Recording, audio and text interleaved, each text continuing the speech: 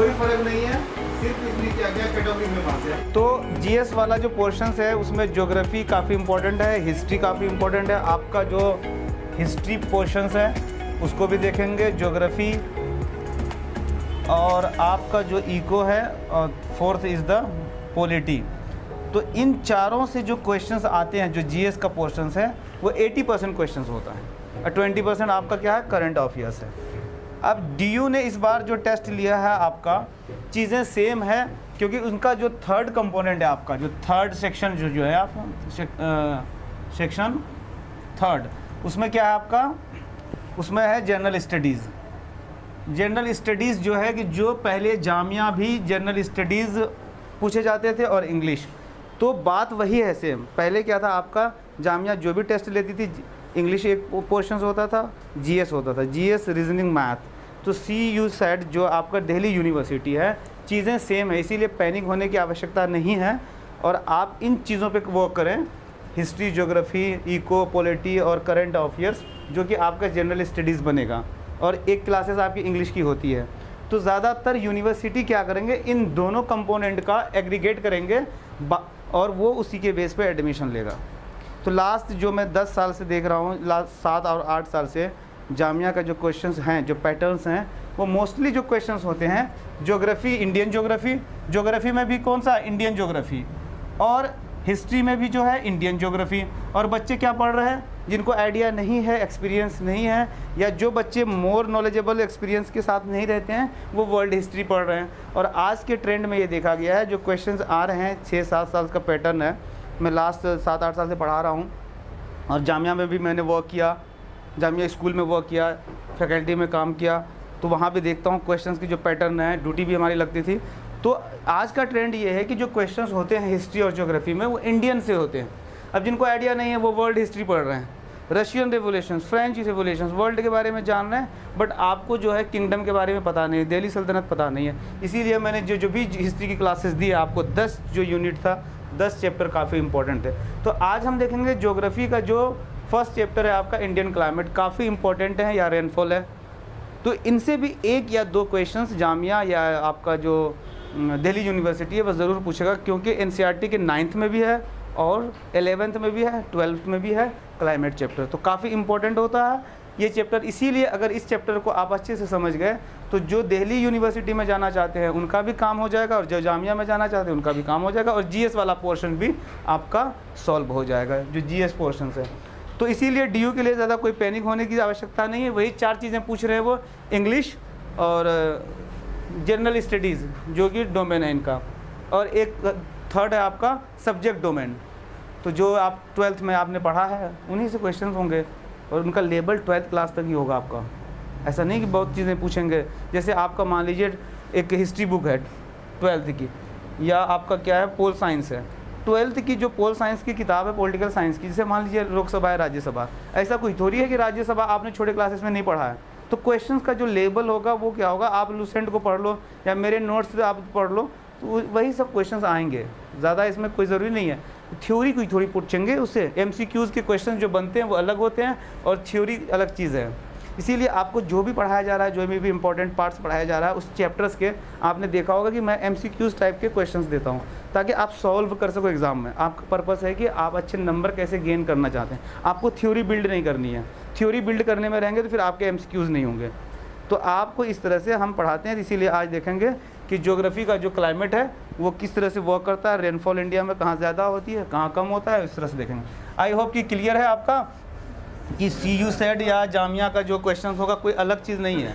सिर्फ उसने क्या किया है, बदल दिया है कि कैटेगरी 1 में कर दिया, कैटेगरी B में कर दिया, कैटेगरी C में कर दिया, लेकिन कंपोनेंट वही है, इंग्लिश, GS और आपका रीजनिंग और मैथमेटिक्स, मैथ्स, जो कि प्लाज्मा आपको इन सारे टीचर्स अलग अलग प्रोवाइड किए गए, जिसको कि क्लासेस अलग अलग टीचर्स लेते हैं। जहाँ तक मैं आपका GS लेता हूँ तो 80 चैप्टर्स ऐसे हैं GS के, कितने, 80 चैप्टर्स, 80 फ्रॉम ज्योग्राफी के 20 चैप्टर्स मैं पढ़ाऊँगा आपको, और आपका पोल साइंस के जो है उनके भी 18 से 20 चैप्टर्स होते हैं, और आपका इको है, इको में भी वही 15 से 20 चैप्टर्स हैं, और आपका थर्ड क्या है, हिस्ट्री। हिस्ट्री के वही 15 से 20 चैप्टर्स हैं। इस तरह से टोटल 80 चैप्टर्स बनते हैं। अगर इस 80 चैप्टर्स को आपने अच्छे से कर लिया तो आपका जो क्वेश्चन है, चाहे जामिया का टेस्ट हो, एमयू का टेस्ट हो, किसी सीसेट का हो, नहीं छूटेगा आपका, क्योंकि आपको मैंने पढ़ाया भी है।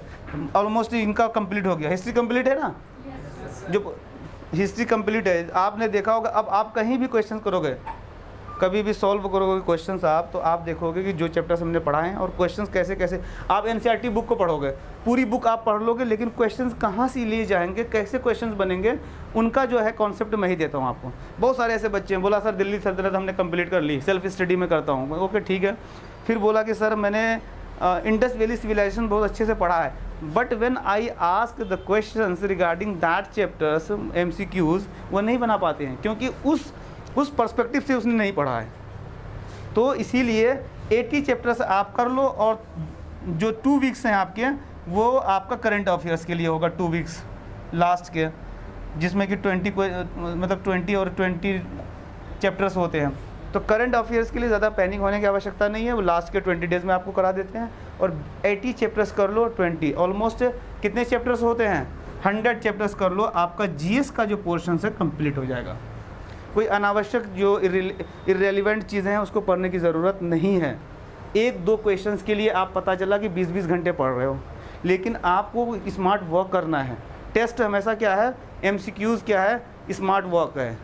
ऐसा नहीं थ्योरी पढ़ रहे हैं, हम पढ़ रहे हैं लेकिन क्वेश्चंस नहीं कर पा रहे हैं। तो 80 चैप्टर्स हैं, और अभी आपके पास कितने दिन है, लगभग 90 से 100 डेज़ हैं, जो कि एग्ज़ाम आपको 15 जुलाई के बाद ही होगा एग्ज़ाम आपके, ठीक है, पहले नहीं होगा। तो इस तरह से आज हम देखेंगे कि आपका ये कॉन्सेप्ट देना था मुझे GS में, तो एक एक करके हम देखेंगे। तो आज हमने स्टार्ट किया है इंडियन क्लाइमेट और रेनफॉल। तो सबसे पहले इसमें हम कॉन्सेप्ट लेंगे कि विंड क्या होती है। Wind blows from high pressure belt to low. अब इनको समझना है कि ये क्वेश्चंस आते हैं, which one is the correct. Statements दे देते हैं, they will give you statement, 4 statements दे देंगे, कौन सा सही है। अब देखिए, जो मंथ ऑफ जून और जुलाई और सितंबर है, इस वक्त अगर इधर का टेम्परेचर, सी पार्ट का टेम्परेचर 20 डिग्री है, obviously in the month of जून और जुलाई कितने होंगे, 40 डिग्री। जो नॉर्थ इंडिया है वहाँ का टेम्परेचर क्या होता है, 40 degree. When temperature is high, जब टेम्परेचर क्या है, हाई है, तो जब टेम्परेचर ज़्यादा होगा तो क्या होगा, वहाँ की जो विंड है गर्म हो जाएगी।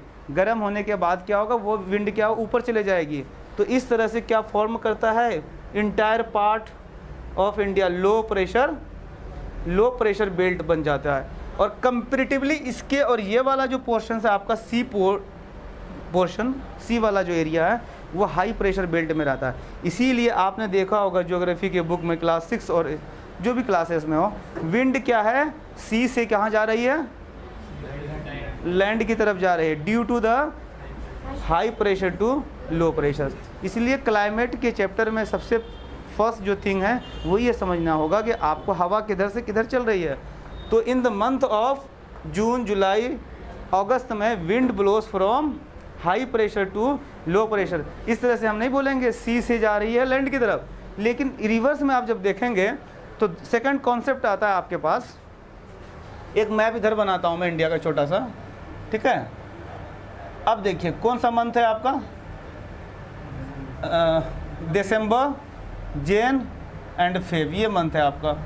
लेकिन क्या है, इस तरह से विंड चलती है। इसका नाम है आपका नॉर्थ ईस्ट मानसून या मानसून।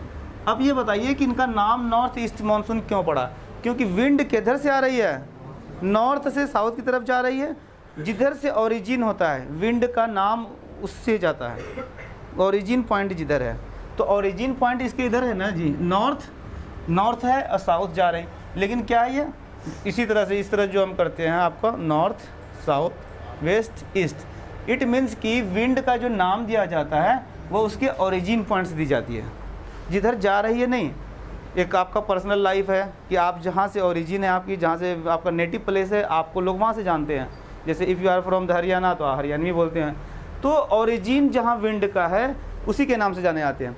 तो इस मंथ में दिसंबर, जनवरी और फरवरी में विंड क्या चल रही है, अब इस तरह से चल रही है, जहाँ के आपका ये कौन सा स्टेट है, TN, जहाँ के तमिलनाडु में क्या होती है, TN गेट रेनफॉल। इसीलिए जाड़े में ये वाले क्वेश्चंस बहुत आते हैं कि भारत के कौन से पार्ट में सर्दियों में, जाड़े में, यानी कि दिसंबर जनवरी में मूसलाधार वर्षा होती है, गेट हैवी रेनफॉल। तो कहाँ होते हैं, इसी पार्ट में, Tamil Nadu and due to the north east monsoon की वजह से। क्यों बारिश हुई, क्योंकि जब आपका ये विंड जब कहाँ से, सेवन सिस्टर से होते हुए आती है, सेवन सिस्टर से होते हुए आती है, तो बीच में उनको क्या मिला, कौन सा सी पोर्ट मिला, bay of Bengal. In bay of Bengal that wind get the moistures, और वो मॉइस्चर्स क्या होती है, तमिलनाडु के एरिया में बैरियर्स मिलते हैं उनके। जब बैरियर्स मिलता है तो क्या होता है, Tamil Nadu and Andhra Pradesh get the heavy rainfall. Okay, तो जाड़े में यानी कि विंटर सीजन में बारिश बहुत ज़्यादा होती है in the Tamil Nadu and Andhra Pradesh. ये कॉन्सेप्ट आपको समझना होगा, ठीक है। उसी तरह से एक क्वेश्चन पूछे गए थे कि राजस्थान में रेनफॉल क्यों कम होती है, what is the reason Rajasthan get the rainfall very low. तो इसमें क्या है कि आपका देखो इंडिया का मैप बनाया आपने, और क्या है आपका ये वाला जो पोर्शन से इधर एक क्या है, अरावली हिल है। अरावली हिल क्या होती है, और जो ये विंड क्या नाम है इसका, ये पूरे सारे का साउथ वेस्ट मानसून या विंड, तो इनके पैरेलल आगे बढ़ जाती है। आपके ऑप्शन देंगे एग्जाम में, ड्यू टू फॉरेस्ट, इसीलिए कम रेंज, तो कई रीजंस देते हैं, बट आपको जो ऑथेंटिक रीजंस पता है तो क्लाइमेट चैप्टर बहुत इजी है। हर एक एग्ज़ाम में, चाहे आप गवर्नमेंट जॉब का एग्ज़ाम दो, बाद में UPSC का दो, BPSC का दो, आप SSC का दो, रेलवे का दो, कोई एग्ज़ाम देंगे आप वनडे वाला जिसमें सरकारी नौकरी मिलती है, तो एक या दो क्वेश्चंस क्लाइमेट पूछे ही जाते हैं। तो आई थिंक कि आपको है ना 30 मिनट में ये चैप्टर मैं कवर कराऊंगा, क्योंकि कॉन्सेप्ट है, इनमें रटने की ज़रूरत नहीं। मैं तो रोड लर्निंग कराता ही नहीं आपको, जो भी चीज़ें पढ़ाता हूँ मैं ट्रिक से पढ़ाता हूँ। तो इनका सबसे ज़्यादा बच्चों को परेशान करता है तो क्लाइमेट चैप्टर करता है। वो ये सोच लेते हैं पहले कि if in examination they will ask the questions regarding the climate, तो मैं क्या करूँगा, स्केप करूँगा। स्केप नहीं करना है। MCQs जो भी कम्पिटिटिव एग्ज़ाम होते हैं उनमें क्वेश्चंस स्केप नहीं किए जाते हैं। आपने 2 क्वेश्चंस स्किप किया ना, तो वो वाला जो बोर्ड है ना, जो सिलेक्शन कमेटी, वो आपको स्किप कर देगा। एक चैप्टर का इंपॉर्टेंट है, कोई चैप्टर टफ नहीं है, बल्कि आपने उसको अच्छे तरीके से समझा नहीं है ना, इसीलिए टफ है आपको। तो बेटर इज़ दैट कि आप क्लाइमेट को भी समझना है। उसके बाद रिवर सिस्टम है।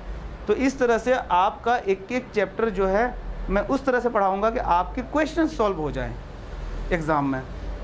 तो ये रीजंस हैं, 3-4 रीजंस हैं। और सेकंड क्वेश्चंस पूछे जाते हैं इसी में कि अब रेनफॉल सबसे पहले कहाँ पे, किस एरिया में मानसून एंटर करता है, in which place in the south India rainfall कहाँ पे आती है। तो आपका ये कौन सा स्टेट है, केरल। तो जैसे जैसे हम केरल से ऊपर जाते हैं, Kerala, when we go from Kerala to Gujarat, the date will go extended, ऊपर चले जाते हैं। तो सबसे पहले आपका जो रेनफॉल, जो मानसून आता है, वो केरल के क्या है, मालाबार तट, ज्योग्राफिकल नेम है मालाबार कोस्ट, यानी कि स्टेट देखोगे तो आप केरल में आते हैं। उसके बाद डेट क्या होते हैं, एक्सटेंड करते हैं धीरे धीरे। उसी तरह से महाराष्ट्र में कब आता है, 30 जून को आ जाते हैं। तो गुजरात में 15 जुलाई को आता है। तो डेट क्या होते हैं, एक्सटेंड करते चलता है। आपको पूछेंगे कि सबसे पहले मानसून कहाँ आता है, मानसून मीन्स रेनफॉल, बारिश, वर्षा कहाँ होती है इंडिया में, तो right answer will be the Kerala. फिर इसी तरह से एक कॉन्सेप्ट बनाया है जो इसमें रेनफॉल में कि सबसे ज़्यादा रेनफॉल कहाँ होगी कंपेरेटिवली, या कम कहाँ होगी। इसी तरह से 4 ऑप्शन दे देंगे आपको, वेस्ट बंगाल है, बिहार है, इधर क्या है, यूपी है, उत्तराखंड है, पंजाब है। तो हम जब वेस्ट बंगाल से किधर जाते हैं, पाकिस्तान की तरफ, the quantity of the rainfall will decrease. क्यों, मैंने कहा था ना कि मॉइस्चर क्या है सबसे ज़्यादा वेस्ट बंगाल में, जैसे ही मतलब कि विंड जाती है तो वेस्ट बंगाल में मॉइस्चर से ज़्यादा गेन कर लेती है। तो quantity of the rainfall will be the decrease when we go from the West Bengal to Punjab. आपको जो भी प्लाज्मा में पढ़ाया जा रहा है, जो भी टीचर्स हैं, हमारे फैकल्टी अलग अलग है।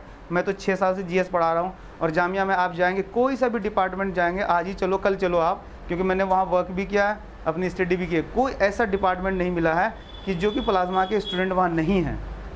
अगर जिस डिपार्टमेंट में नहीं होंगे तो आप मुझे बताना। इसीलिए आपको जो जो बताया जा रहा है, जो भी डायरेक्शंस दी जा रही है, जो जो टीचर्स हैं हमारे यहाँ, सारे अलग अलग टीचर्स हैं। जैसे मैं जीएस का हूँ, अजीम सर मैथ के हैं, रीजनिंग के अलग हैं, इंग्लिश के अलग हैं। वो जितने आपको पढ़ा रहे हैं उनके पास एक्सपीरियंस है, तो उनको आप फॉलो करो, आपका एडमिशन जो है ईजी हो जाएगा। ठीक है, क्योंकि आपको अभी वो अनुभव नहीं है। आप सेल्फ स्टडी भी करो, लेकिन क्या है कि आपको गाइड मिलते हैं तो आप बेटर करते हो, स्कोर अच्छे करते हो। इसीलिए जितना चैप्टर्स मैं पढ़ा रहा हूँ आपको जीएस में, उतने इनफ हैं, और क्वेश्चंस आते हैं, हमें एक्सपीरियंस है, मैं आइडियाज़ भी है, क्योंकि मैं डीयू में भी पढ़ा रहा हूँ और जामिया में पढ़ा रहा हूँ, दोनों जगह हम क्लास लेते हैं, तो हमें आइडियाज़ है, क्योंकि लास्ट 7 और 8 ईयर से मैं क्वेश्चंस को देखता हूँ। सेकंड थिंग इज़ दैट कि हमने तो पूरी पढ़ाई जामिया से की है, तो हमें ये आइडिया है ना कैसे पूछे जा रहे हैं, क्योंकि मैं खुद टेस्ट दे के रेगुलर में पढ़ा हूँ। 2005 से लेकर के 2015 तक रेगुलर में पढ़ा है, तो हमें पता है ना कि क्या क्या ट्रेंड चल रहा है। तो बेटर है कि आप जो बताया जा रहा है उसको फॉलो करो, और बाकी बाहर की चीज़ों को मत आप सुनो, क्योंकि सारे टीचर्स आपके 8 साल 9 साल से एक्सपीरियंस है प्लाज्मा में, है ना। तो वो एक्सपीरियंस टीचर्स हैं, वो जानते हैं किस तरह के पैटर्न चल रहा है, क्या क्वेश्चन का मोड होगा। बस ज़रूरत है कि जितना वो बताए उतना मेहनत करते चलो, इंशाल्लाह आपका एडमिशन होगा, इसमें कोई दो राय नहीं है। इसी के साथ आज की क्लासेस कवर।